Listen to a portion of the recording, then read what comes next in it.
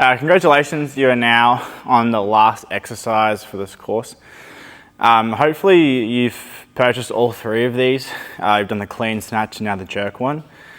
And just amazing work. If you've gone through all of them or just through one of them, really appreciate you purchasing them, and hopefully you got a lot out of these. Now just going through the split jerk, probably I'd say it's a bit more individual now with how we do it.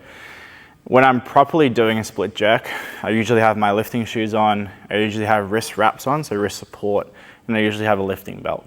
So that's kind of the equipment that I would wear when doing this movement. I wanted to demo it without it, just so you can see. So you don't really need much equipment just to start, but that's what I would wear to do my jerks. And if you have done the clean course, you can start combining the clean and the jerk. I will bring out a clean and jerk module, and I'll bring out clean and jerk content, but I wanted to separate it for now because I think people add them together too quickly, and really you should think of them as separate movements first and then add them in, I think, later on. So with our split jerk, same setup, getting under, taking it in the shoulders and standing up like this. So you have a solid front rack here. So this is the way I'll do it, and I'll go through some other ways to do it after this. So now no pause, no nothing, you just dip down, drive, catch. Back in the front rack, breathing in, get set, dip, catch. When I am doing it, I'm trying to breathe into my chest. See that kind of raising on the barbell? Getting set through my front rack and then catching the bar like that. If you see from the side, same concept, breathing in, dip, catch.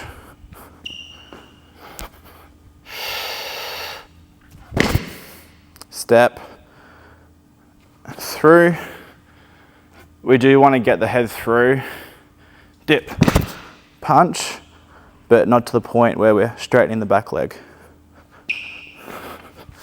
So that's what I want to see now for your split jerk.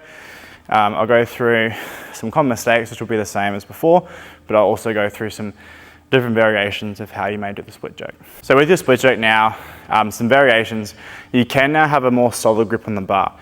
If that works for you and your mobility allows it, great, you can do that. Just the main thing you need to realize is if you take a solid grip on the bar, you still need to drive through the legs first. So what I mean by this is, for me, I like more of a fingertip position because that really forces me to leg drive up and get under.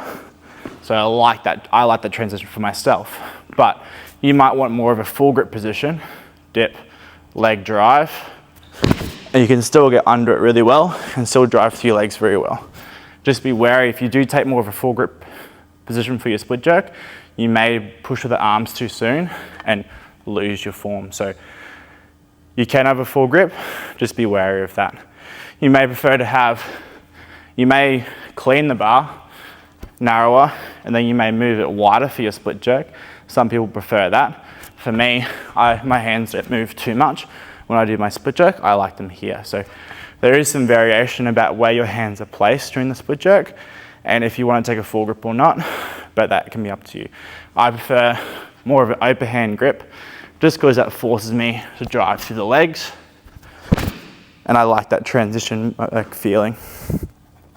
Some mistakes here are the same. So remember, with your split jerk, you don't want to be too far forward or too far back. We want to be able to have a solid front rack, dip down, get straight under. When you are dipping, remember, I don't want you to dip too far forward like this or shift back too much. You just want to go straight down, flat feet with control, drive up with force, kind of flick your traps at the end to then get underneath. I do like the cue, drive or control, drive, flick, under, to really get that feeling. Some mistakes people can make as well is they can stomp a bit too much. So some people can dip and kind of bring the legs up and out. We don't want excessive motion or waste of motion.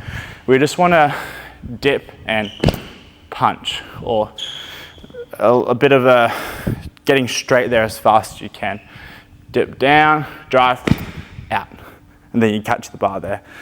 So if you are seeing that when you're doing a split jerk, you're up and stomping, we do need to work on just going dip and move the feet quickly like that.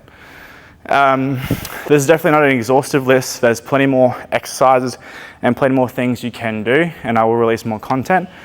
Hopefully you found this course and all the other courses very useful at giving you a progressive guided way to get from not knowing the movement to knowing the movement pretty well.